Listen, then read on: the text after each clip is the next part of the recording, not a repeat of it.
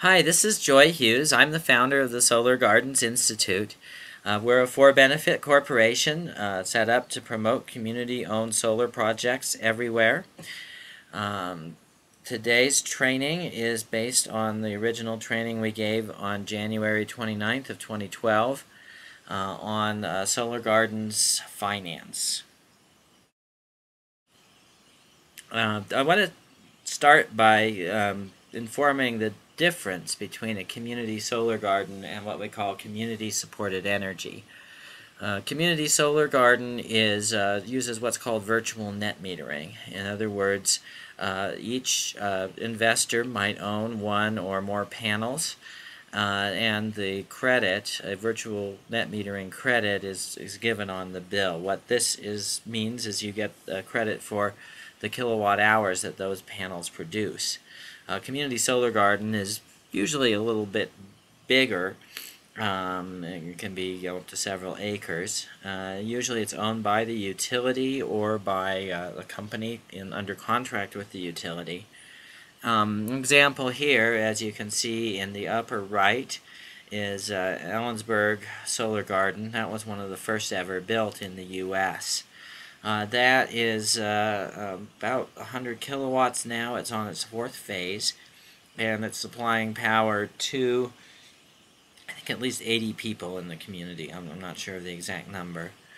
A community-supported energy project does not need a special solar gardens law. You can do that in pretty much any state that supports net metering. In other words, if the power company will let you put solar panels on the roof and reduce your electric bill, you can do this. Usually we do it on a church or a non-profit or some other kind of entity that really can't pay its own way, or wouldn't be able to have the cash to afford solar, but might have a lot of members that would favor doing a solar project. So the example of this would be the University Park Church in Maryland, which has an array of about 22 kilowatts on the roof. A group of investors, 35 investors in Maryland, got together. Each put in a minimum of $2,000, and that array was built, and each investor now gets a bill credit based on their proportional share of the array.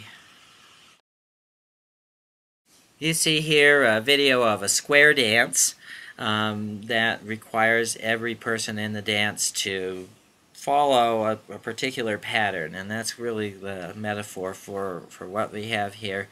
It's like an old country square dance, which is really great because so many of our solar arrays are out here in the wild country in Colorado. So there are several different entities that are represented here in this slide. The first, solar panel hosting. We are what we call a solar service provider. We set up the entities, recruit the subscribers, we handle the billing and what happens when people move or otherwise choose to transfer their subscriptions. Now, in order to prevent there being a liability to other parties to the project, typical of real estate transactions, we set up something called a special purpose entity. That's usually a limited liability corporation. It's set up to own, operate, manage the project. Usually that is under contract with solar panel hosting so that we can perform the various functions we set out there above. We have a group of subscribers. Those are people who either own the panels or they buy the power from a particular panel. Those are things we'll see in a later slide, how those are different. It can be, we have a group of subscribers, form a subscriber organization or subscriber group, and a solar gardener who is the person who makes this stuff happen. The solar gardener is a combination community organizer and project manager who makes the whole thing tick. And this happens usually pretty naturally in a lot of places. The host, you need a place to put the panels. That could be individually owned land. It could be owned by a company, private company, a government, or a non-profit entity. This can be on farmland or over a parking lot or on a big warehouse roof usually.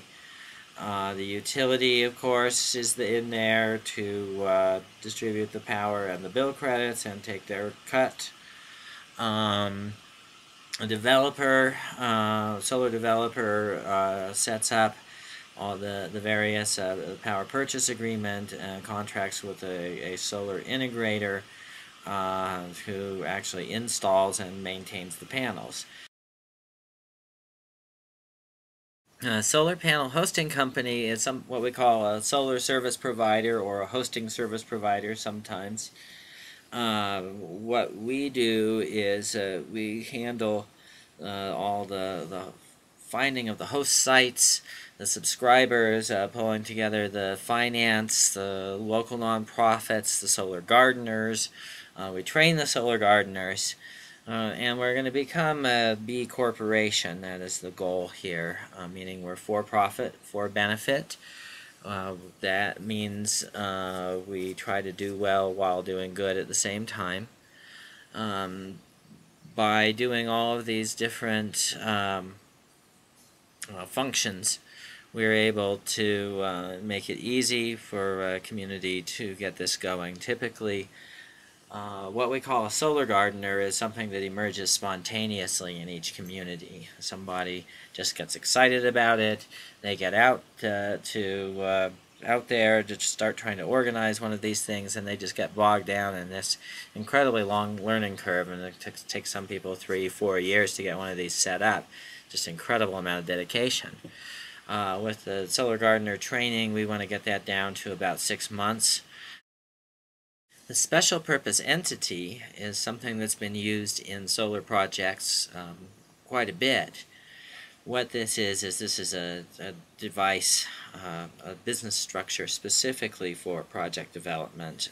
It's used often in the real estate industry or often in the investment industry, and now it's quite common in the solar industry. It's set up for one purpose and one purpose only, owning and operating the solar array. It could be a solar garden, right, often.